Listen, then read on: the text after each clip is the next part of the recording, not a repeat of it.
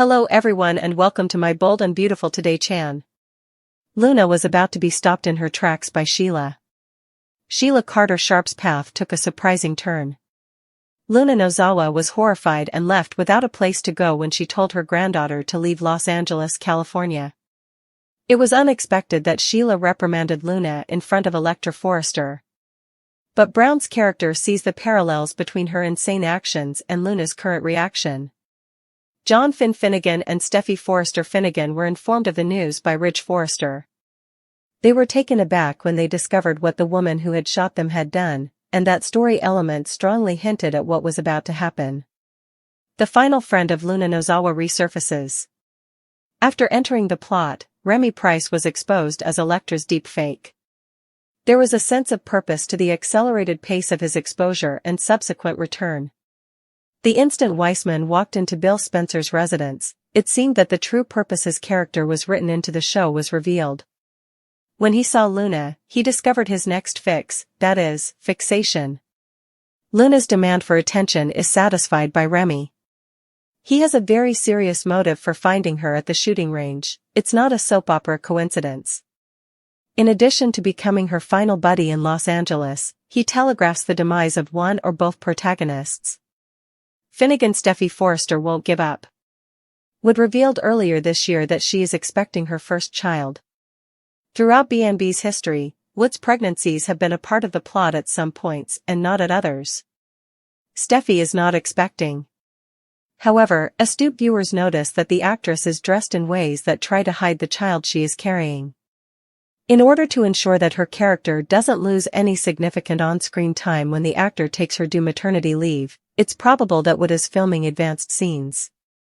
Nonetheless, it is believable to assume that her character will fall prey to Luna's planned attack given the evolving plot. It wouldn't make sense to reenact the scene in which Steffi is shot. That makes sense, especially because she doesn't want to back down from Luna's repeated threat. It's not necessary for Luna Nozawa to die in LA. Since no recognized sources are discussing Wood's exit from the cast, it is unlikely that Steffi would pass away. Yamada isn't a long-term participant on this show, though. In a disastrous attempt to quiet her adversary, Steffi, Luna might be eliminated. Weissman's character, however, is more likely to fail, with Luna either getting arrested and imprisoned, escaping, or possibly being compelled to follow Sheila's advice and leave Los Angeles as a result of whatever drama transpires. Yamada has exceptional character. When Luna was exposed as the double murderer, the actor did one of the most breathtaking turns. Although her ancestry from Finn and Sheila does not completely shield her character, it might allow Luna to live forever and someday reappear as her notorious grandmother so frequently has. Sheila Carter Sharp had been feared before, reviled, shunned, hunted like an animal across cities, decades, and lives, but nothing in her storied, dark, ferocious past could have prepared the people of Los Angeles, California, for the focused storm she was about to unleash on Luna Nozawa. The change in her came like a cold snap across sunburned skin, sudden, jarring, and deeply painful. To those who knew her, or thought they did, it might have looked like a woman tired of infamy. A grandmother seeking peace. A fractured soul healing her decades of torment.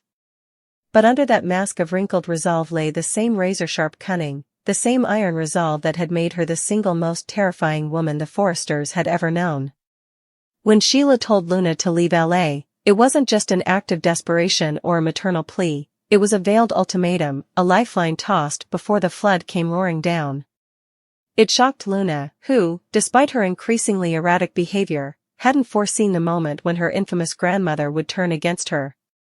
The words struck like shattered glass across her skin. Luna, once soft-spoken and fresh-faced, had become a raw nerve wrapped in defiance. To her, Sheila's command was betrayal. To Sheila, it was mercy. Cold, brutal mercy. The confrontation with Electra Forrester still lingered like smoke in Luna's memory, Sheila disciplining her, publicly, forcefully, with the venomous bite of someone who recognized herself in the worst of her lineage. Electra's eyes had widened, not just at the slap of Sheila's words but at the ghost of herself that had flickered across Luna's face, rage unbound, emotional instability teetering on psychosis, and most disturbingly, a look of cold calculation that didn't belong to the girl they once knew. Brown's portrayal of Sheila made it unmistakable. This wasn't a grandmother protecting her family. This was a predator recognizing the emergence of another. Sheila had seen it. She had smelled it. That dangerous spark, the one that ignites chaos and doesn't care who burns. It was there, in Luna's hollow stare, in the unnerving calm with which she stood her ground, arms crossed, jaw clenched, breathing steady, as if chaos was her oxygen. Sheila hadn't wanted to believe it, but it was impossible to deny. Luna was becoming her. Or worse, something far less tethered, less disciplined, less remorseful. And Sheila, who had fought, clawed, and survived for decades, wasn't about to let a new storm rise that could wipe away the fragile piece she had carved out of her blood-soaked legacy. The news broke fast. Ridge Forrester's voice was low when he told Steffi and Finn what Sheila had done. There was no dramatics, no gloating, no smug satisfaction in being right about her all along. Just disbelief, and a heavy pause as the weight of it settled over the room. Sheila Carter, the woman who had once shot them both, now stood between the next threat and the family she had once tried to destroy. For Steffi and Finn, it was surreal. For viewers, it was a masterstroke of layered narrative. Sheila, protector. Sheila, judge. Sheila, executioner? The thought rattled Steffi, who, despite everything, refused to let Sheila own the role of hero. She wouldn't allow her trauma to be whitewashed by convenient timing or twisted alliances.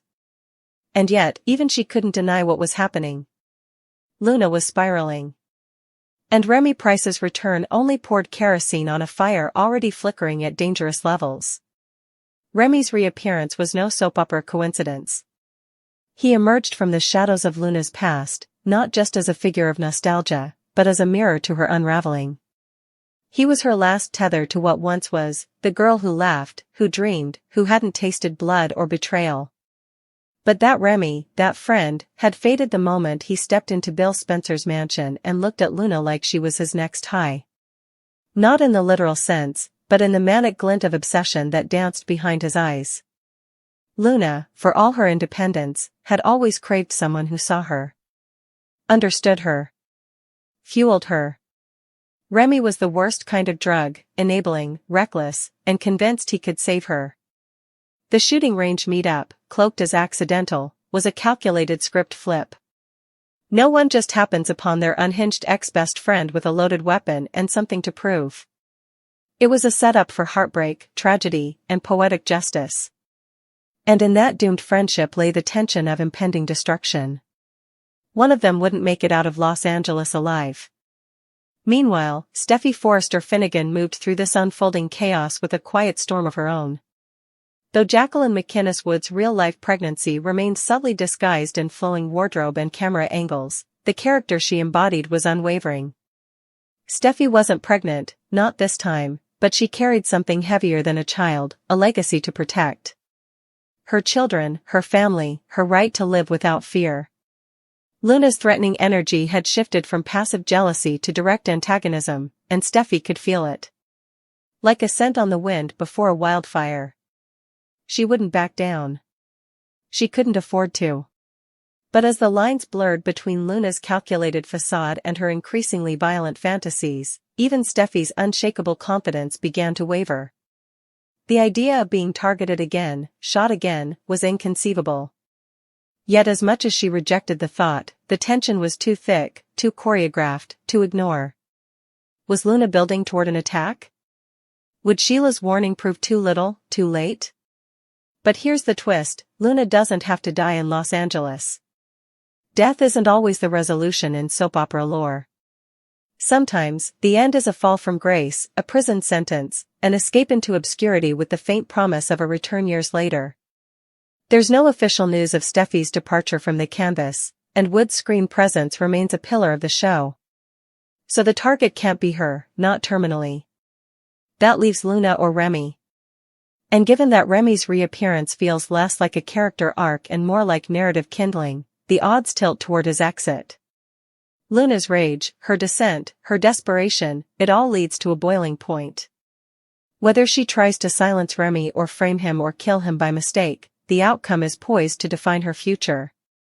Arrest? Exile? Institutionalization? Or the same path Sheila once took, a cycle of vengeance, redemption, and ghost-like returns?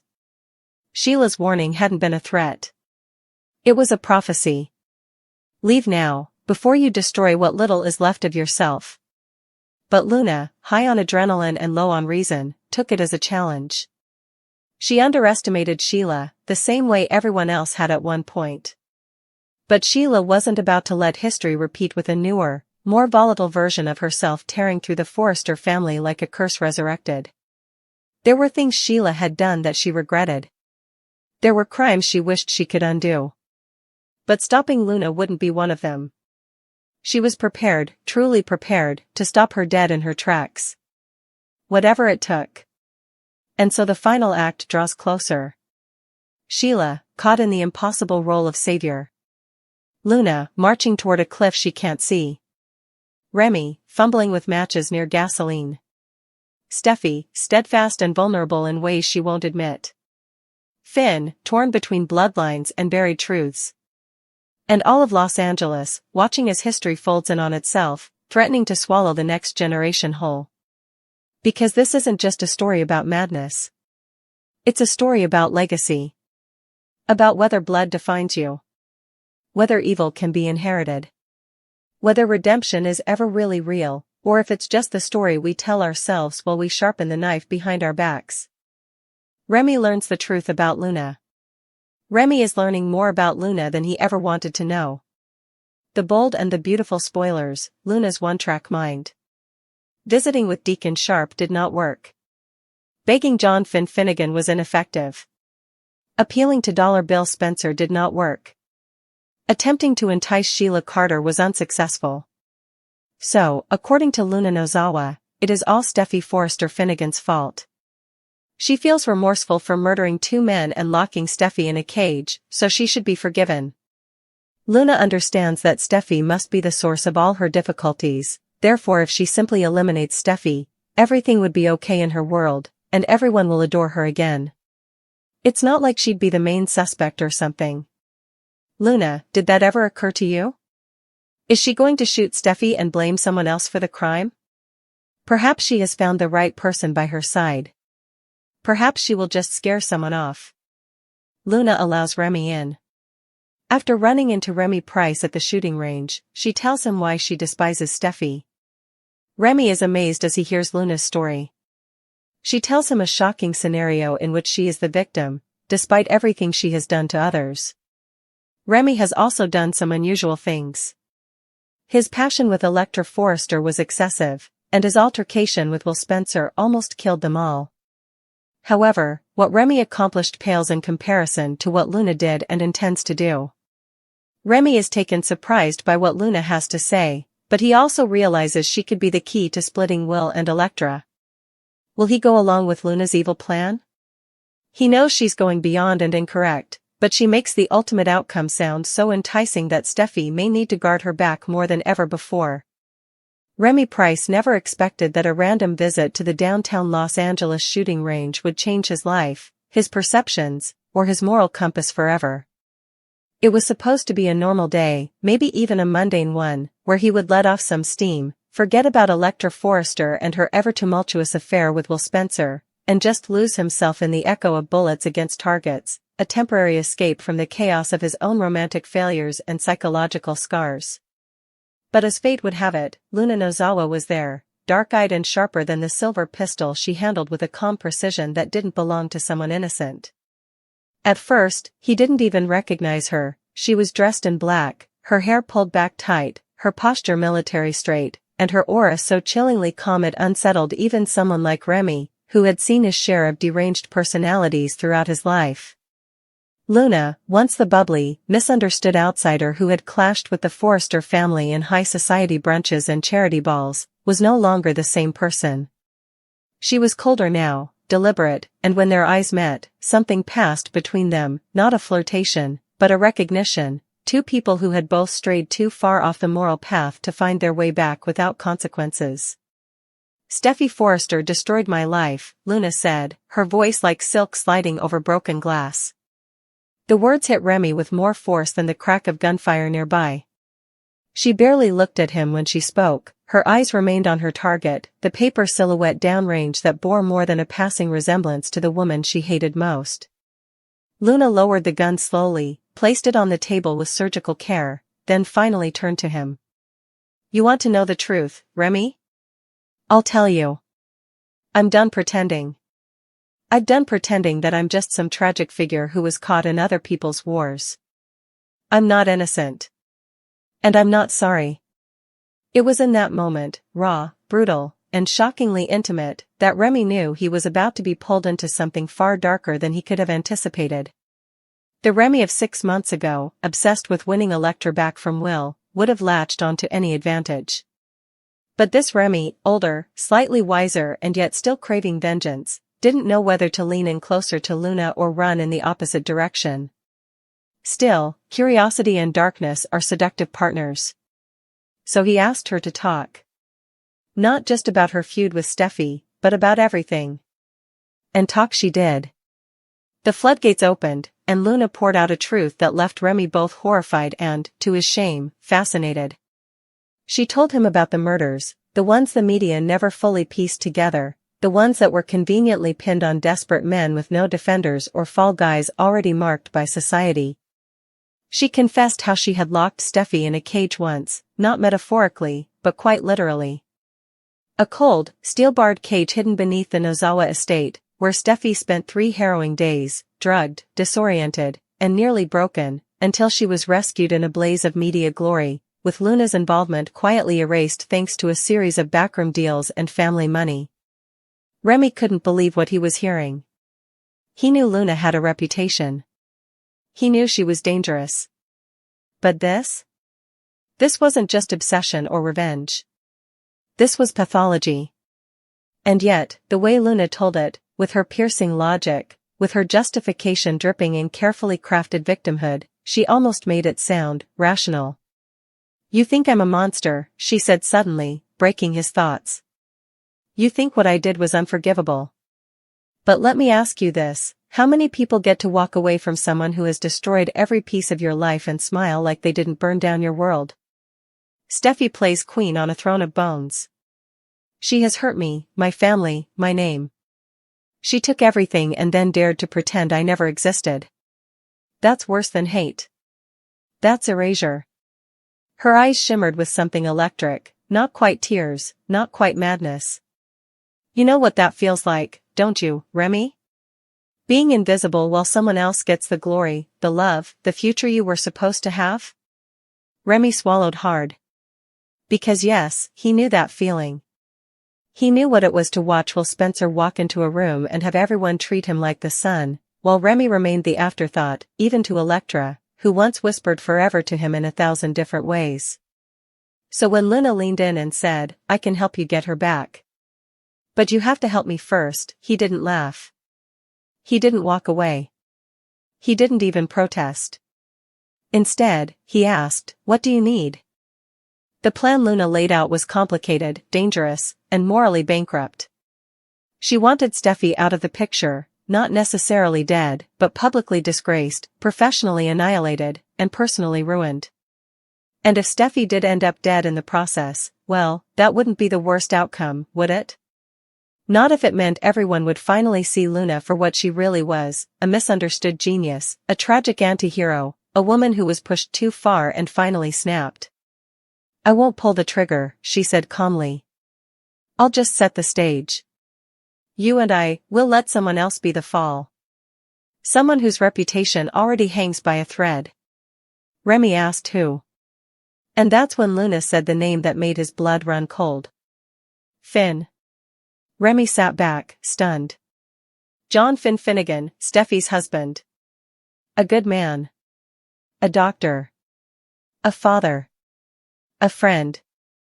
You're insane, he said. You want to frame her husband?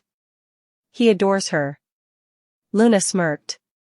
Exactly. And that's what makes it so perfect. No one will see it coming. And when it all crashes down, when Steffi's left bleeding, metaphorically or not, everyone will look to me with new eyes. I'll be the woman who survived.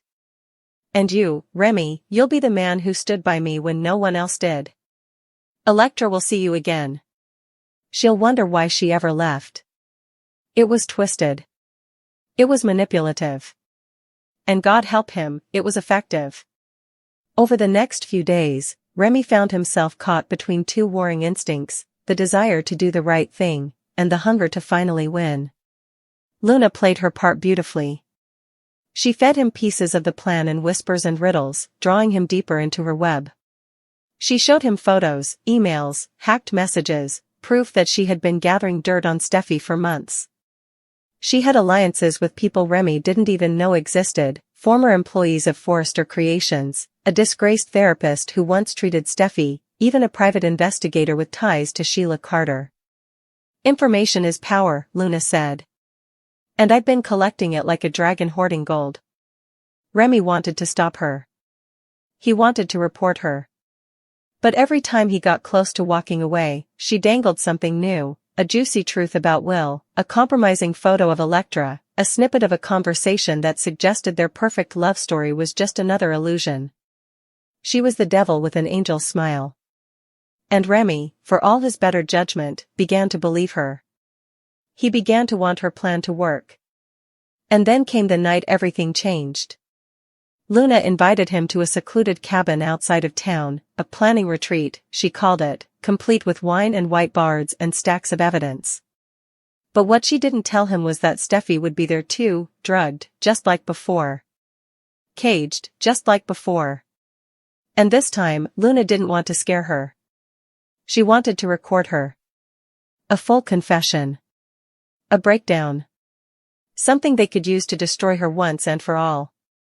We'll let her go, Luna said. Eventually. But not until she's given us everything we need. Remy stood at the threshold of that cabin, staring at the unconscious form of Steffi Forrester, and for the first time in weeks, he saw clearly. This wasn't about love. This wasn't about revenge. This was about power, Luna's hunger for it, and his complicity in feeding that hunger. He turned to Luna and whispered, "This isn't you." But she only laughed. "This is exactly me, Remy. You're just seeing it for the first time." What happens next, whether Remy saves Steffi, whether he betrays Luna, whether he destroys everything or finally finds redemption, is a story still being written. But one thing is clear, Remy has learned the truth about Luna. And that truth has teeth.